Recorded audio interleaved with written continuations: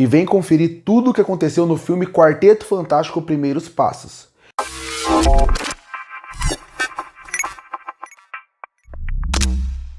E ontem eu fiz um vídeo aqui no canal onde eu fiz uma crítica sem spoilers do filme Quarteto Fantástico. Então agora eu vou fazer esse vídeo onde eu vou por tópicos falando de cada personagem, o que acontece com eles no filme e também o que eu achei disso, se foi bem feito ou se não foi bem feito. Então aqui vai ter spoilers de tudo e inclusive eu vou comentar as duas cenas pós-créditos. E bom, a primeira coisa que tem que ser falado é sobre a introdução. A introdução do filme é uma das melhores coisas do filme. Para mim, eles conseguem estabelecer perfeitamente o que é a família do Quarteto Fantástico, qual é a característica de cada um em relação a poder, como eles funcionam em relação à equipe e nesse mesmo tempo eles apresentam vários vilões do Quarteto Fantástico. Eu já falei no vídeo que eu amei a introdução do filme, amei como parece muito um começo de quadrinho, já apresentando um mundo futurista. Isso não é spoiler. O que é spoiler é que aparecem vários vilões clássicos da equipe do Quarteto Fantástico nessa introdução. Afinal,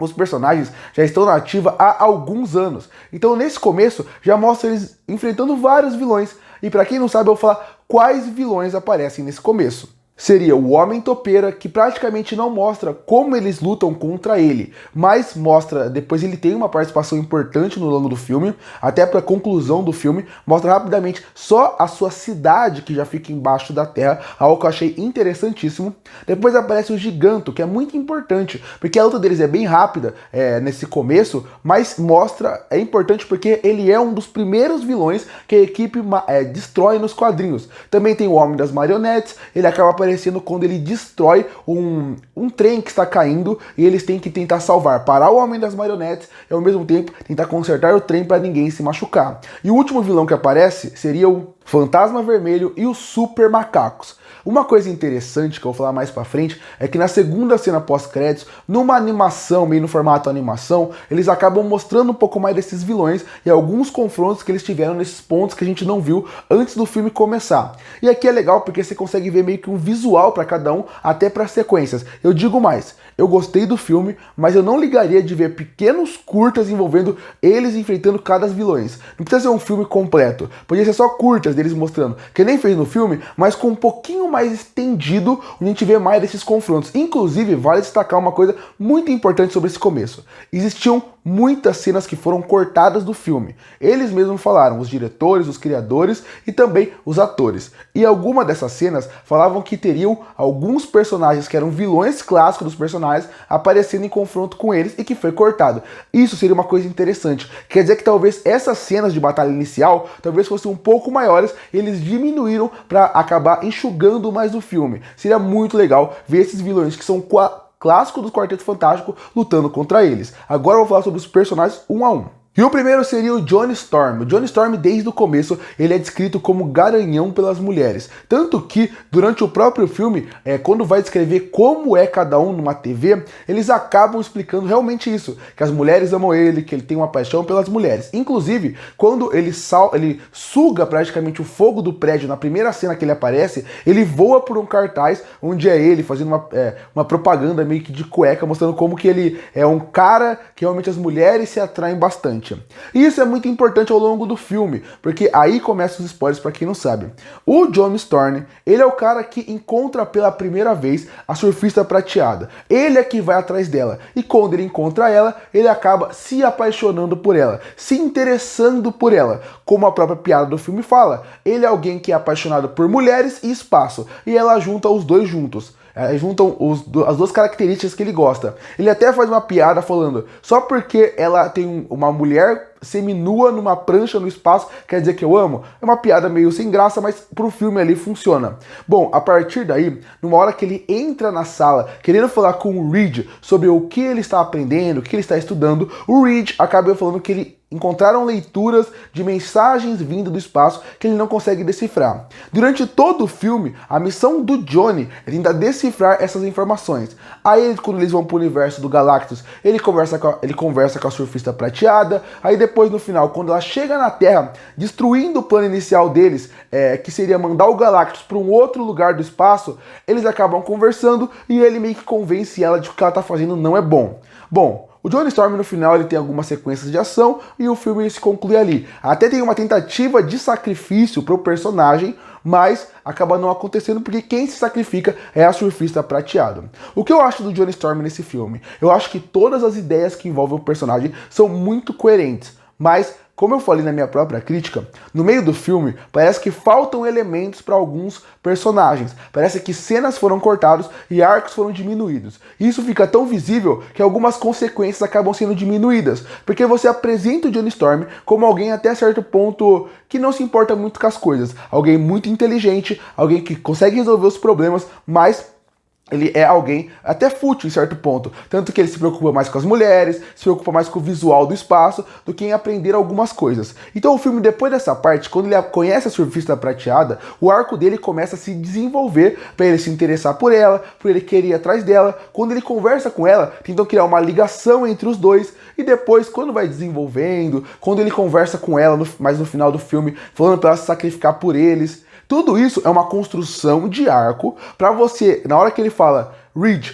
avise para o Franklin que o tio John é legal e ele vai tentar se matar, ele vai se sacrificar com o Galactus, era para você sentir aquela cena. Eu não sinto de forma nenhuma. E sabe por que eu não sinto? Porque falta mais cenas dele com a família para mostrar o quanto ele é unido com a família e até mais cenas dele refletindo um pouco sobre qual é o papel dele no mundo, o que ele quer fazer. Falta mais cenas dele falando sobre o sacrifício. Ele fala para a surfista prateado que ele sacrificaria no lugar do Franklin. Mesmo assim, eu acho que ainda falta elementos no arco dele, na metade do filme, pra gente sentir mais isso. O filme realmente começa com ele sendo um galã, e depois ele vai deixando desse lado para mostrar um lado mais humano dele. É um arco interessante, não é mal feito, mas o filme em si não consegue dar todo o drama que o personagem precisava, porque realmente falta coisa no meio pra gente sentir que o sacrifício dele era real e poderia acontecer. Já o segundo personagem é o Ben Green, o Coisa. Bom, eu gostei muito do visual do Ben Green, eu achei que ficou muito melhor que os outros filmes, obviamente, mas mais do que isso, funcionou em tela, algo que eu tinha medo. O Ben Green é um personagem fantástico, ele é o meu preferido do Quarteto Fantástico, não pelos seus poderes, e sim pela veia cômica que o personagem sempre teve, misturado com o drama. O drama do Ben Green é fantástico nos quadrinhos, dele ser alguém que está num grupo de super seres onde ele não se sente super, onde ele não se sente bom de verdade. Tem alguns quadrinhos do Quarteto Fantástico que ele chega quase a querer tirar a própria vida, para você ver o quão dramático e o quanto ele sofre por ser quem ele é. Aqui no filme, ele praticamente não sofre nada com isso. As crianças amam ele, a cidade ama ele, e ele é o único personagem humano que anda pela cidade para dar mais contexto para o mundo que existe, para dar mais vida para aquele mundo. Isso eu não acho ruim, mas tudo que fizeram com o personagem não me agrada. Me agrada o ator que faz ele, me agrada o personagem em ação, me agrada o personagem com a veia cômica, mas quando você pensa na história dele, ele praticamente não tem drama. E isso é muito culpa do filme também. Porque quando você pensa em Quarteto Fantástico, todo mundo tem seu drama, mas o principal drama do quarteto é o Coisa. Nesse filme, colocaram um filme muito dramático. Todo mundo é dramático, todo mundo sofre com alguma coisa.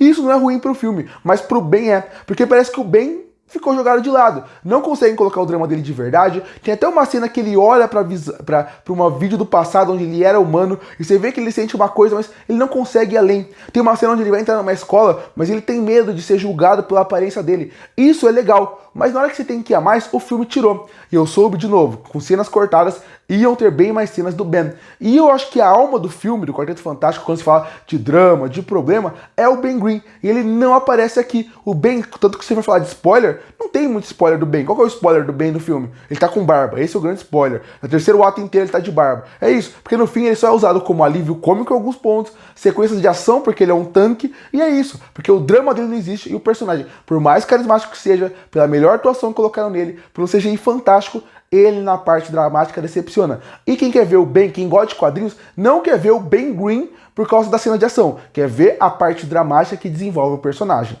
A próxima personagem é a Sue Storm, que eu tive algumas surpresas. Eu sabia que ela ia estar grávida do Franklin, mas eu não sabia como iriam desenvolver ela ao longo do filme. Inclusive, tem uma polêmica falando que ela seria a líder do Quarteto Fantástico. Quem caiu nisso enganou, porque ela não é a líder. Ela pode ser até certo ponto uma líder para a família, a que une melhor a família. Mas o líder é o Reed. Isso é indiscutível ao longo do filme. E também é uma polêmica boa, porque ela poderia ser a líder facilmente, sem nenhum problema. Ela é uma atriz, a Vanessa Kirby é uma atriz fantástica, eu adoro ela, e ela vai muito bem aqui como Sue.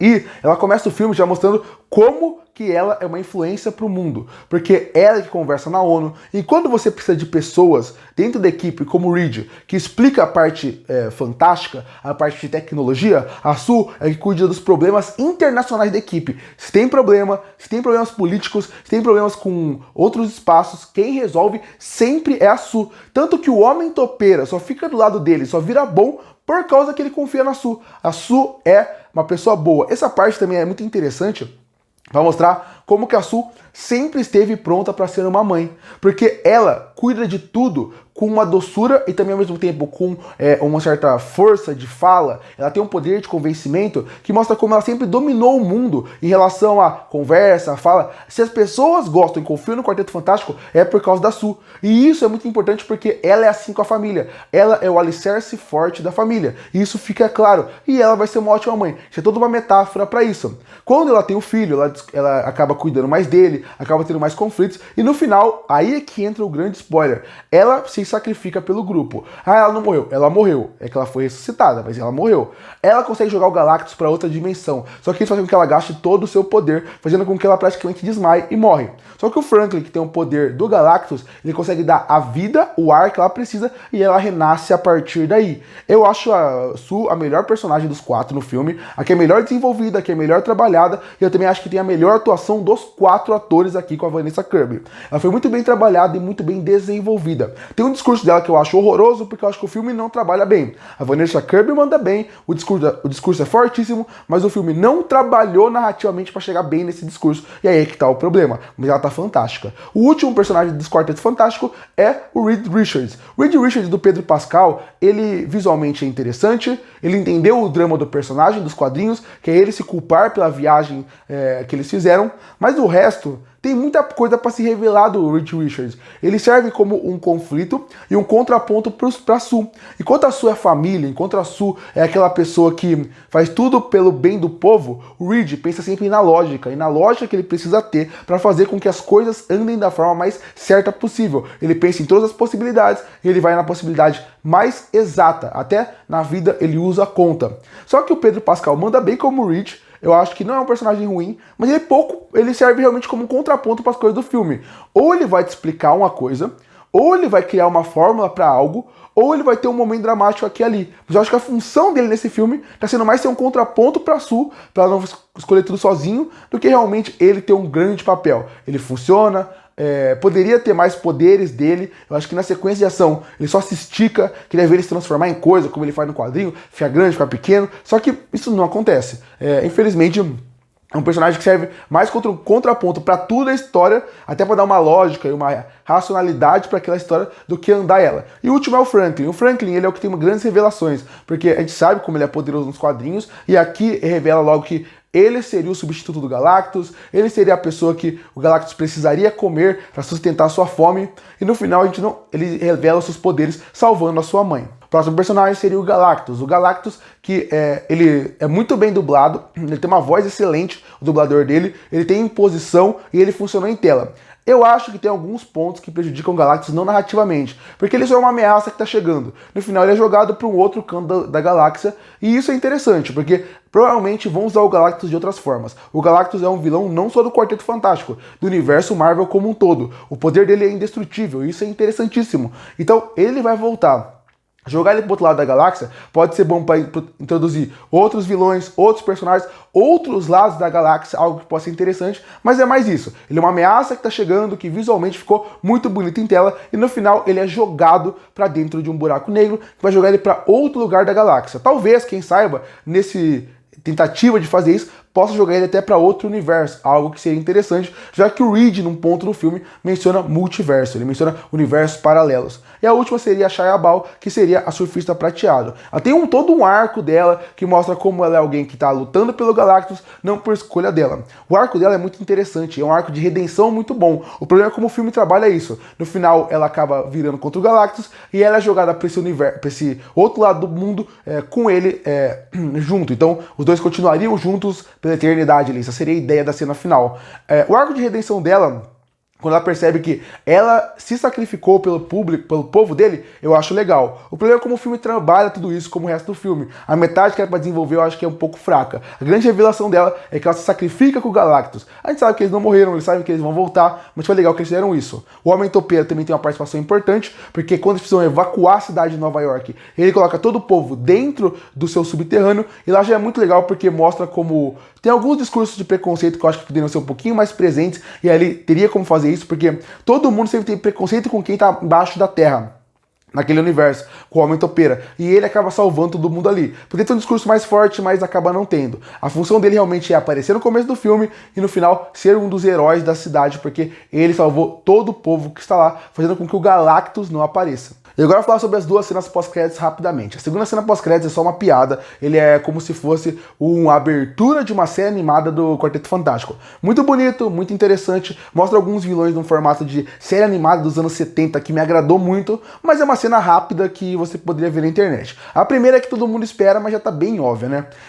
A Sue está com o Franklin na sala, já se passaram 4 anos do final do filme, e aí ela vai pegar um livro para ler para ele, ela ouve algo misterioso, quando ela chega na sala, o Dr. Doom está lá. O Frank está com a máscara na mão e colocando numa mão e na outra ele está segurando o rosto dele e a cena se acaba. Não mostra que é o Robert Downey Jr. e isso é muito inteligente, porque assim você pode deixar aberto que esse é o Dr. Doom desse universo, não precisa ser o Robert Downey Jr. Então essa é a grande revelação. A segunda cena então é legal pra assistir, dá pra ver em casa. E a primeira, nossa, ela é muito boa, ela é excelente pro futuro da Marvel. Poderia mostrar o rosto dele pra ficar mais empolgante, mas eu gostei muito de ver o Dr. Doom com o visual clássico dele, com a luva, com a máscara e com a roupa verde. Curta e fortalecer o canal, se inscreve pra não perder os próximos vídeos. E aí, o que achou do filme Quarteto Fantástico? Comenta aqui embaixo. Eu volto no próximo vídeo.